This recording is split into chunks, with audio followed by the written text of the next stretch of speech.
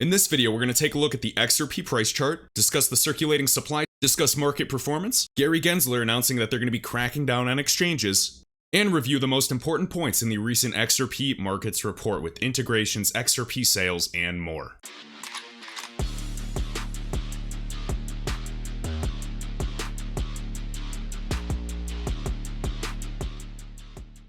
What is up, guys? Kevin Cage here with another XRP update. Like and sub if you want daily crypto news, and let's dive right into this one. To kick things off on the XRP price chart on the weekly, we have an ascending channel drawn here. I know it's sloppy, but overall just watching it reject and respect this whole channel, and it is still going up. Now, remember, 2014 all the way to 2017, before we finally popped XRP, was what? Half a penny, finally blasting up, did another period of consolidation, then we're at 20 cents, and in a matter of 3 or 4 weeks, went from 20 cents to $3, almost even $4 on some exchanges.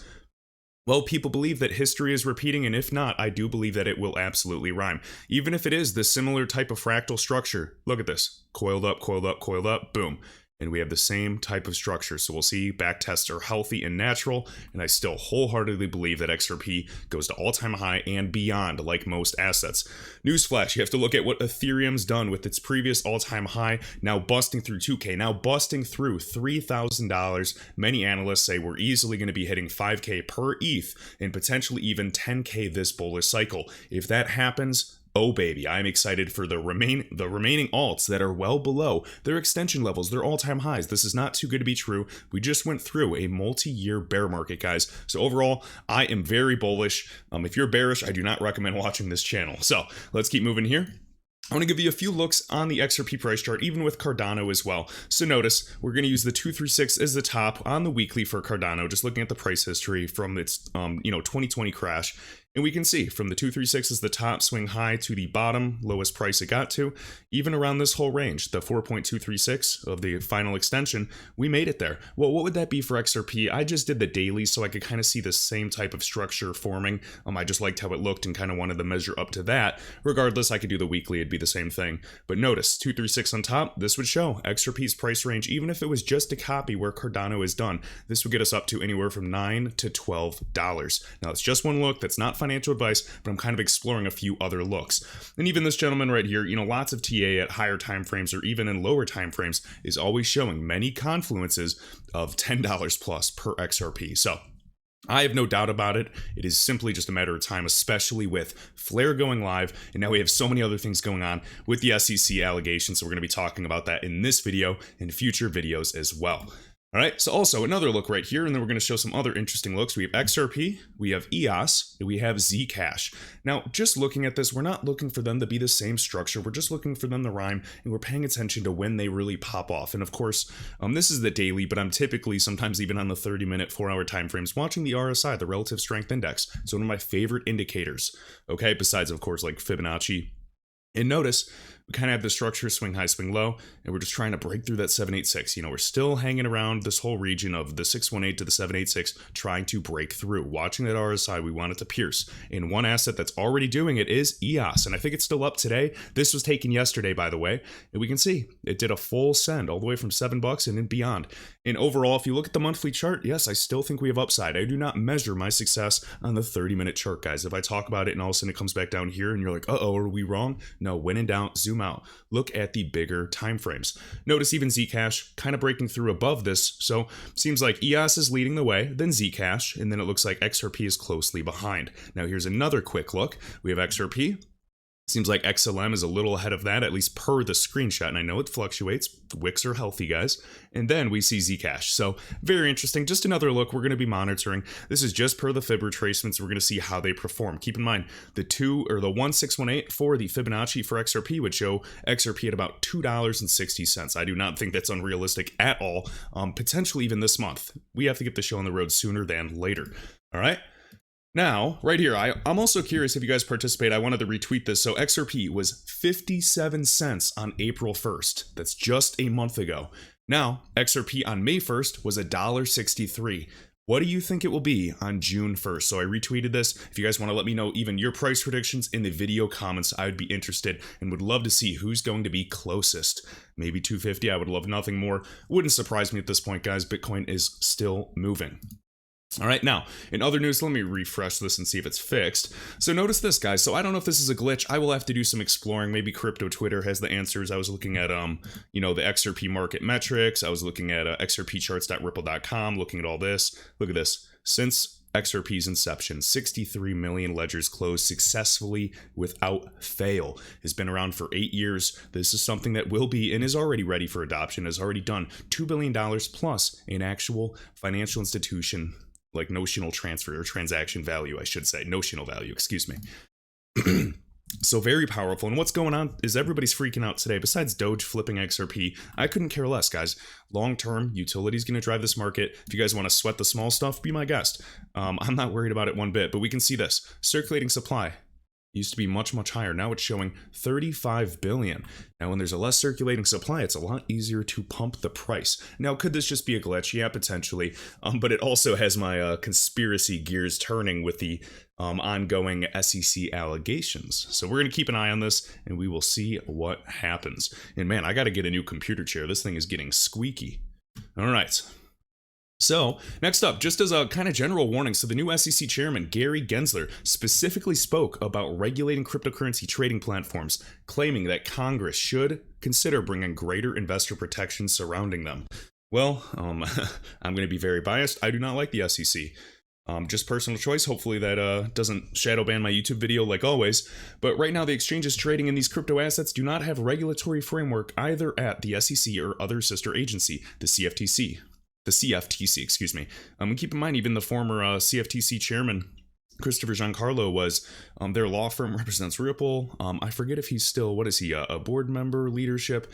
Nonetheless, very interesting. Of course, obvious ties to the Digital Dollar Project and Accenture, one of Ripple's first investors. So that could instill great confidence. Well, what I need in confidence is I need confidence in XRP, and yet you smashed and came out 8 years later after you've already been meeting with Ripple for years, and then you just essentially destroyed the market cap. So I would like clarity before you start regulating these exchanges and just trying to take control over everything. Right now, there's no market regulator around crypto exchanges, and thus there's really no protection, gains, fraud, or manipulate, blah, blah, blah. Yeah, I'll believe it when I see it. How about you start protecting the everyday people that were already invested in XRP? Okay, next. This is unbelievable. Digital asset investors sharing this, and I'm laughing, but I'm actually very sad for the current state of the United States. See that the SEC chairman, Gary Gensler of the US, is on CNBC. We have the most important case in financial history, the SEC versus Ripple. And all this gentleman can ask to think, or, to ask is about Dogecoin. And I completely agree. This is such a joke. Listen to this. 26 seconds. I'll leave you with this. Are you going to be watching Saturday Night Live on Saturday night? And if so, do you have a message for Mr. Musk? I don't know whether I'll be watching Saturday Night Live, but I have no messages for anybody that's on the show. I'm sure that they've got enough media consultants to advise them. That was interesting. Next up, shared by Bank XRP and Cointelegraph regarding the XRP Markets Report. Ripple, the company, sold twice as much XRP this quarter as demand grows for ODL. Notice, as XRP continues to surge, Ripple posted its Q1 results, which revealed it made $150 million in XRP sales, a 97% increase from quarter 4. Now, first off, guys, this is a good thing. This is showing that institutional interest is growing for on-demand liquidity as the corridors will begin to go live, more and more of them. Keep in mind, we already have $2.4 billion that has been transacted via on-demand liquidity, meaning XRP used as the bridge currency between these fiat currencies. Crazy stuff. Now, also, actually, just because I'm thinking about this, XRP, this may be a glitch. I'm curious what will happen at the circulating supply or if something actually changed. And so we see this 35 bill. CoinMarketCap.com is notorious for glitches, so keep that in mind. When we go to ripple.com XRP market performance, we can see this, and we can always kind of refresh and see if they ever update this figure, but you can see the total held by the company Ripple, the total XRP that has been distributed, typically the circulating supply, and then total XRP placed in escrow. Now, of this circulating supply though, keep in mind, exchanges are holding billions and billions and billions. Now there's even executives, there's even big holders around this ecosystem that do hold a lot. And keep in mind, this is no different than a Bitcoin whale or an Ethereum whale. So we'll be explaining that just like in the markets report. So let's dive into this report shared by Ripple on Twitter. If you're curious, or you can just type in Q1 2021 XRP Markets Report. So let's dive in. So about a 9-minute read. We're just going to go through some bullet points. I highly recommend you guys go through this. I'm really just talking about ODL, talking about overall the sales of XRP. If you want to get into the numbers, you want to understand the volume, want to understand the volatility of XRP as this market has absolutely popped off, want to understand the escrow, the accumulation, and any other metrics that come with it. I want to talk about the integrations specifically and what this means for the future. So first things first. The first quarter of 2021 was an exceptionally strong period for crypto. The total crypto market capitalization ballooned from $800 billion to almost $2 trillion in the span of just 3 months. And institutional adoption was once again a key driver of this game. So namely, just talking about Goldman Sachs, Morgan Stanley, all these BTC futures, derivative products that are being built around even the hype, and also the TVL, the total value locked in the world of DeFi, going from, 1 billion to 10 billion to 100 billion. So this is powerful stuff, guys. You cannot put this genie back in the bottle. Next point, right here. As more sophisticated participants begin entering the space, markets also become more leveraged, evidenced by the growth of derivatives market. Keep in mind, this market, not the crypto market, the derivatives market, swaps, futures, options. $700 trillion, maybe even to 1.2, 1.4 quadrillion dollars. What is crypto at? Just north of 2 trillion? Please, that is tremendous upside. Open interest in Bitcoin and ETH futures tripled in the first quarter in February, which saw open interest grow to 150 million from zero during the quarter. Open interest in XRP futures even doubled from 250 million to 500 million, and that number temporarily shot up to over $2 billion in the first 2 weeks of quarter two. Now, liquidations are at an all-time high. Please be careful if you are trading leverage. It is a very dangerous game. If you obviously understand risk to reward, by all means, but I will not be trading leverage during this bullish cycle. I don't need to. Okay, now right here, key lawsuit updates. We're going to read through these since the previous report. So, on April 22nd, the SEC filed a motion to strike Ripple's lack of due process and fair notice defense, which states that the SEC had not adequately warned both Ripple and the broader market that XRP was considered an investment contract. April 19th, we have John Deaton filed a motion to intervene on behalf of more than 12,000 XRP holders and others, claiming that the SEC does not represent, as in fact, hurting their interests. How are they not hurting their interest? Of course they are. And yet the SEC is here to say they're protecting investors, and it is not at all political. Please. And hopefully this YouTube video does not get shadow banned because I'm actually sharing my opinion. All right. April 16th, Ripple filed a motion seeking to stop the SEC from contacting foreign regulators and requesting discovery outside the rules of federal procedure. And notice this convention in this matter. Now, April 6th, Ripple's motion to compel discovery was granted in large part by the court. The SEC is required to produce documents regarding Bitcoin, ETH, and XRP. March 19th, we can see even Ripple prevailed in its lawsuit against Tetragon. So Tetragon tried to take advantage of the situation and try to sue them. They failed yet again. And Tetragon was an early investor in Ripple. They're just trying to take advantage of the situation. Very, very silly. UK-based, I believe, as well. The judge said that since there has not been an official determination regarding XRP status, Tetragon's claim that a securities default, as defined in their investment documents, occurred is wrong. And Ripple was also awarded $3.5 million in attorney fees and costs. Interesting. Now, next up, right here. Last quarter, the total sales for XRP by Ripple net of purchases were roughly $150 million versus $76 million in the previous quarter. The increase in XRP sales can be attributed to deeper engagement from key on-demand liquidity partners. We all know FlashFX is building new corridors. I am excited. So for well over a year, Ripple has not sold programmatically. Very interesting as well. All right, right here in quarter one. Now, this is regarding the XRP in escrow, guys. That is locked up by smart contracts. This is not dumping on the market.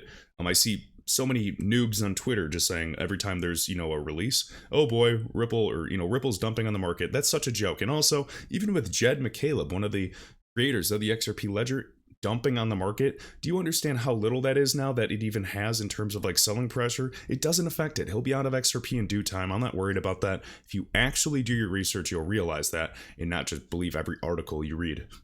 All right, so In Q1 2021, 3 billion XRP were released out of escrow. Again, 1 billion each month, correct? So, that even says that, 1 billion each month, in line with the prior quarters in the official escrow arrangement. Now, out of the 3 billion that were released, in total, 2.7 billion XRP were returned and subsequently put back into the new escrow contracts throughout the quarter, meaning that very little were even, put into the market, guys. That's very, very little. So for more information on the escrow process, see here. Note, all figures are reported based on transactions executed during the quarter. And you guys can read more about here with the escrow process, just so you guys can better understand it. This is back in 2017 when David Schwartz provided an explanation of the escrow. This is good. This actually creates strength in the XRP ecosystem.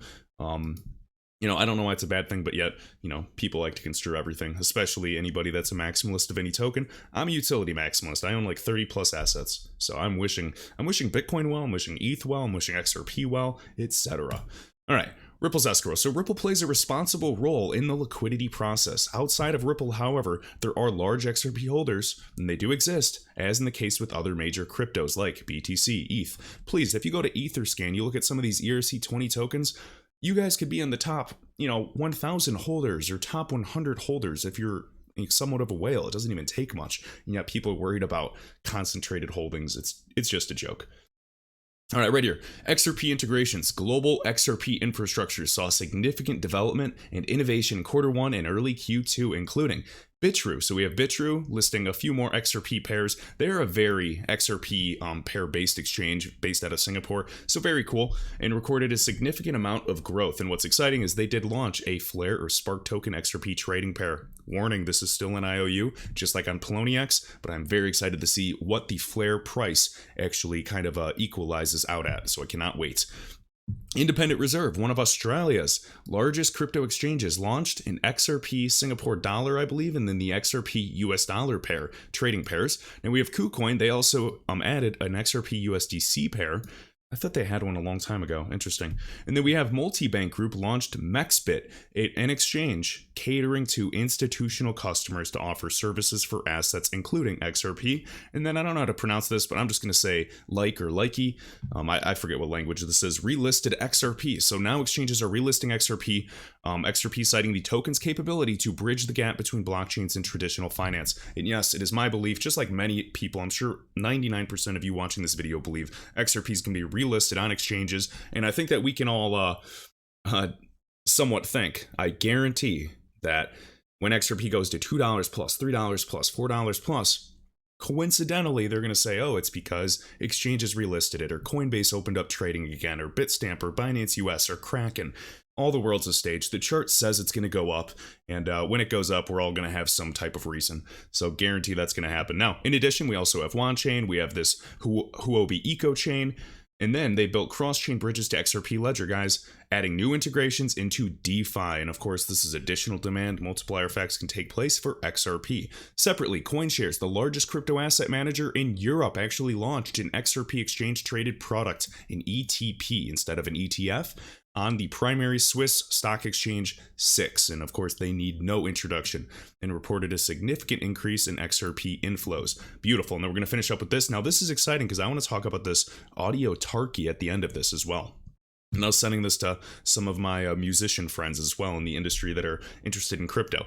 So the broader XRP community. So notice we have Travel, a blockchain-based travel booking platform and used by thousands of customers worldwide, now accepts crypto as payment. And I even saw that now there's hotels in Miami. Miami, guys, one of the fintech capitals of the United States. I love it there. And now they're going to be accepting crypto at some hotels. I cannot wait for that, because I would love nothing more to just really be able to just have our debit cards on, whether it's exchanges or some type of cold storage wallet, or I guess it would have to be a hot wallet at some point. But nonetheless, to be able to spend your crypto as you go and be able to buy real estate directly with crypto, it's happening. Does it take time? Yes. Do they primarily just accept Bitcoin and Ethereum initially? Yes, but eventually it's going to be all about interoperability. Another exchange, we have Uphold. Speaking of debit cards, they offer a debit card that enables consumers to pay in cryptocurrencies. And I know a lot of other exchanges, Coinbase, everyone they're on like a waiting list. This is happening. And the more the hype goes, the more this market cap grows, you know, everybody's going to be paying attention. We're at $2.4 trillion, guys. Higher Doge goes, the higher SafeMoon goes, higher any of these assets go, guys. Everybody's going to be paying very, very close attention. So where was I? All right, next, we have Wirex. I personally do not use them, guys, so do your own research regarding that. Offers a travel card for customers to exchange and spend crypto. Seems like we're seeing a common theme here. We have Puma Browser, is a private mobile Web3 browser that makes it easy to support micropayments and pay creators using cryptocurrencies. Now, of course, thinking micropayments and streaming of payments, we've got to think of Coil. And now, this is interesting, and I'm happy they brought it up. And I always think it's kind of like a hint. Just remember Forte with the $100 million investment in the gaming world? Well, check this out. Forte is providing tools for game developers to integrate blockchain tech and crypto into new and existing games. I think this is going to be massive. People forget that XRP is not just Ripple. We have all of these other things going on, like Forte, like Interledger, like Coil, like anything in between, guys. So there's a lot going on. And also, actually, what I was thinking of was right here. So when this exchange relisted XRP, talking about XRP bridging the gap, do you guys remember the stats that we reviewed?